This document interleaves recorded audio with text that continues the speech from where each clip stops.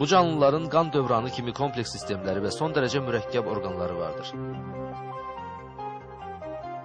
Məsələn, trilobitlərin gözü yüzlərlə müxtəlif pətəkdən ibarət olan və cüt büllur sistemi ilə işləyən dizayn möcüzəsidir. Bu, dünya üzərində meydana çıxmış ilk gözdür və darwinistlərin canlıların ibtidaidən mükəmmələ doğru təkamülü iddiasını tamamilə etibarsız edir. Üstəlik, trilobitlərdəki bu pətək göz sistemi 530 milyon ildir heç bir dəyişikliyə uğramadan bugünə qədər gəlib çatmışdır. Arı və ya iynəcə kimi günümüzdəki bəzi həşəratlarda da eyni göz sistemi mövcuddur. Təkamül nəzəriyyəsinə görə canlı növlərinin daha primitiv başqa canlılardan təkamülləşməsi lazımdır. Halbuki, trilobit və digər Kembri dövrünə məxsus canlılardan əvvəlki geoloji dövrlərdə heç bir kompleks canlı yoxdur. Kembri canlıları heç bir əcdada sahib olmadan bir anda mövcud olublar.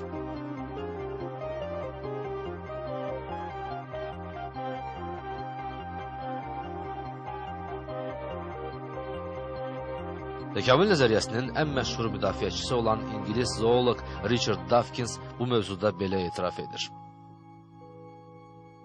Kembri dövrü canlıları sanki heç bir təkamül tarixinə sahib olmadan o vəziyyətləri ilə elə ordaca meydana gəlmiş kimidirlər. Bu vəziyyət təkamül nəzəriyyəsini tamamilə etibarsız edir. Çünki Darwin Növlərin Mənşəyi adlı kitabında belə yazır. Əgər eyni sinifə aid xeyli sayda növ həqiqətən həyata bir anda və birlikdə başlayıbsa, bu, təbii seçmə ilə ortaq əcdaddan təkamülləşməyə əsaslanan nəzəriyyəmə qarşı öldürücü bir zərbə olar.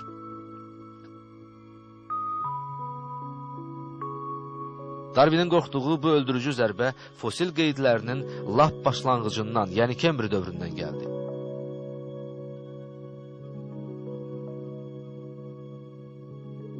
Kembri dövründən sonraki fosil təbəqələrində də canlı növləri bir anda və qüsursuz quruluşları ilə meydana çıxır. Balıqlar, amfibilər, sürünənlər, quşlar və məməlilər kimi əsas canlı qrupları və bunlar daxilindəki yüz minlərlə müxtəlif növ canlı yer üzündə bir anda və qüsursuz şəkildə ortaya çıxmışdır.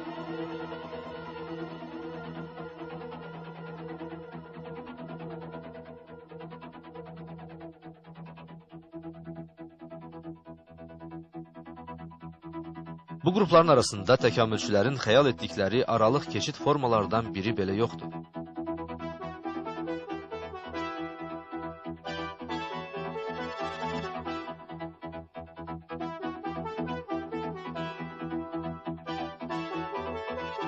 Fosil qeydlərinin ortaya qoyduğu bu həqiqət canlı növlərinin Allah tərəfindən ayrı-ayrılıqda yaradıldıqlarını sübut edir.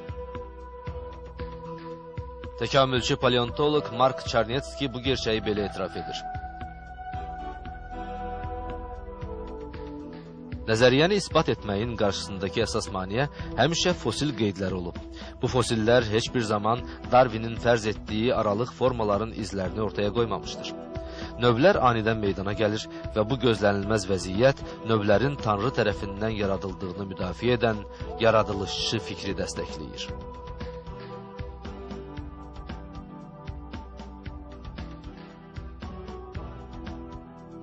Deməli, 100 milyonlarla il əvvələ aid fosillərlə bugünkü canlı nümunələri arasında heç bir fərq yoxdur. Məsələn, 400 milyon illik köpək balığı fosili ilə müasir köpək balığı eyni quruluşa malikdir.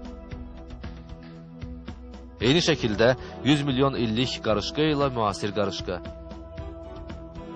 135 milyon illik iynəcə ilə müasir iynəcə, 100 milyon illik tısbağı ilə müasir tısbağa və ya 55 milyon illik yarasa ilə müasir yarasa arasında heç bir fərq yoxdur. Yəni canlı növləri Allah tərəfindən yaradılmışdır və yaradıldıqları gündən bugünə kimi heç bir təkamül keçirməmişdir.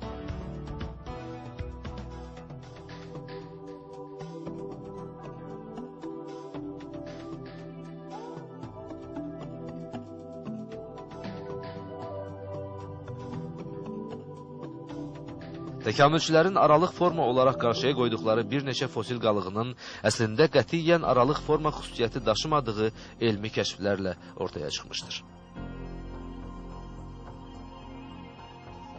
Bir zamanlar aralıq forma kimi təqdim olunan qalıqların ən məşhurlarından biri selikant adı verilən balıq qalığı idi. Təkamülçülər sadəcə qalığı qalan bu balığın quru canlılarına bənzər xüsusiyyətlər daşıdığını, məsələn, ibtidai ayaqlara və yarımçıq ağciyərə sahib olduğunu uzun illər boyu iddia etdilər.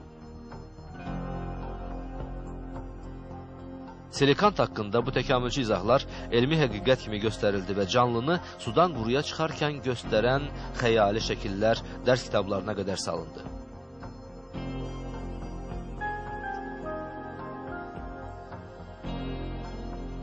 ...1938-ci ildə nəsli kəsilmiş balıq zənn edilən selikantın canlı nümunəsi Hind okeanında tutulduqda təkamülçülər böyük şok yaşadı.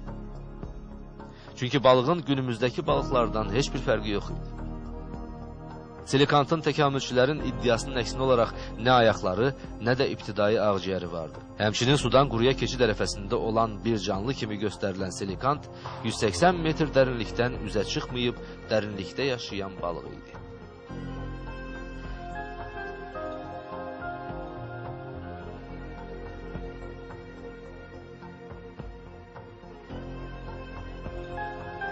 Təkamülçülər tərəfindən israrla müdafiə olunan başqa bir aralıq forma iddiası isə Archaeopteryx adlı quş qalığı idi.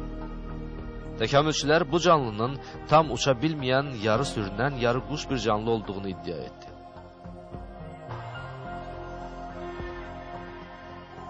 Ancaq 1992-ci ildə tapılan 7-ci Archaeopteryx qalığı canlının uçuş əzələləri üçün lazımlı olan sternum, yəni döş sümüyünə sahib olduğunu və tam bir quş olduğunu ortaya qoydu.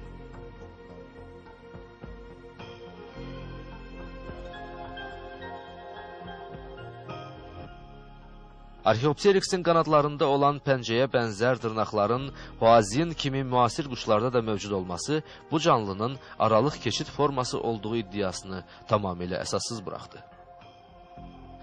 Bu səbəblərdən təkamül nəzəriyyəsinin müdafiəçilərindən biri olan Harvard Universitetinin paleontoloqu Stephen J. Gould, Archaeopteryxin aralıq forma sayıla bilməyəcəyini qəbul etmək məcburiyyətində qaldı.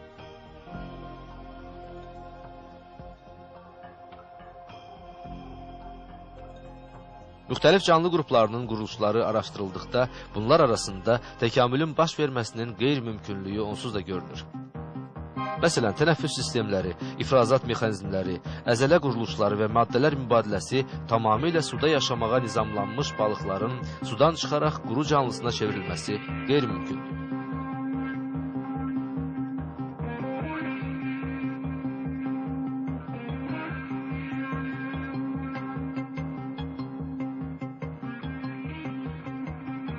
Qurudakı canlı qrupları da bir-birlərindən çox fərqlidir. Təkamülçülər quşların sürünənlərdən təsadüflər nəticəsində təkamülləşdiyini qarşıya qoyurlar. Halbuki sürünənlər soyuq, quşlarsa istiqanlıdır. Quşların bədənləri kompleks bir quruluşa sahib olan tüklərlə, sürünənlərin bədənləri isə tüklə heç bir əlaqəsi olmayan pulcuqlarla örtülüdür.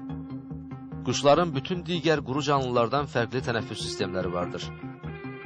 Aerodinamik quruluşa sahib qanadları isə əsla təkamüllə açıqlana bilməz.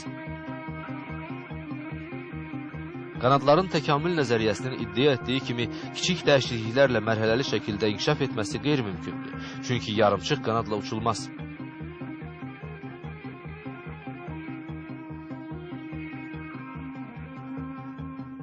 Təkamülçülər bəzi sürünənlərin də məməlilərə çevrildiyini iddia edir. Halbuki bu iki canlı qrupu bir-birindən çox fərqlidir. Sürünənlər balalarını yumurtlayaraq, məməlilər isə doğaraq dünyaya gətirir. Sürünənlərin pulcuqlarına qarşı məməlilərin bədənləri tüklə örtülüdür.